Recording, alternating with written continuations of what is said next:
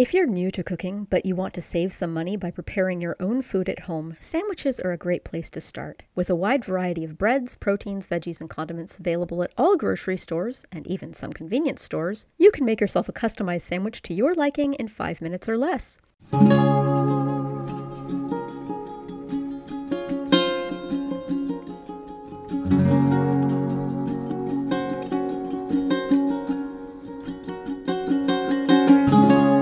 What you see here is a big spread of sandwich ingredients I bought for 2 weeks worth of sandwiches for my husband and me. So I thought I'd give you a tour of all the sandwich ingredients I bought and the ingredients we already had on hand to give you an idea of what's out there and what kind of sandwiches you might want to make for yourself. First, let's talk bread. I have 7 different kinds of breads here. Really, it all comes down to taste and you can get creative. Here I have sourdough, Kaiser buns, hot dog buns, whole wheat, hoagie rolls, pretzel rolls, Italian white bread, which I got specifically because it has almost 0 added sugar and it's like impossible to find white bread in the US that has no added sugar, and I also got croissants. A quick note on bread, well, most store-bought factory-made sliced breads in the US will last at least a week on the countertop and at least 2 weeks in the fridge. If it looks like you're not going to be able to use up all your bread on time, or if you're a forgetful person and bread tends to go bad on you, keep your bread in the freezer. When you're ready to use it, you can take it out by the slice and either microwave it for a few seconds or toast it. All of the bread that we don't get around to using for sandwiches the next couple of weeks will go into our freezer for later, so nothing's wasted.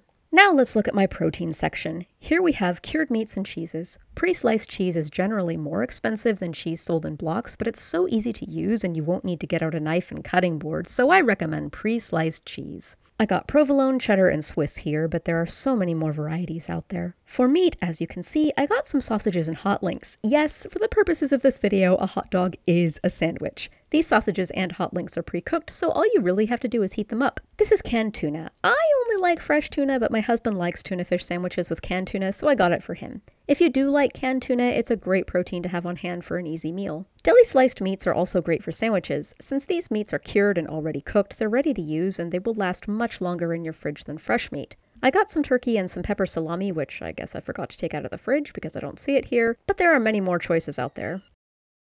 Every good sandwich has at least one condiment. Condiments are great because they last several months in your fridge. Here I have ketchup. This bottle is like 4 years old, by the way, and it's still good. I also have mayonnaise, mustard, and here's a controversial one, peanut butter.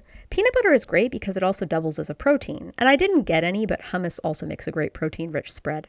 And here we have the condiment vegetable hybrids. If your veggies tend to go bad on you, consider buying canned or pickled veggies instead. They add nice flavor, texture, and nutrition to sandwiches. Here I have marinated artichoke hearts, olives, dill pickles, peppercini, and banana peppers, but there are so many other options out there too. Get them pre-sliced to save you the trouble of slicing them yourself.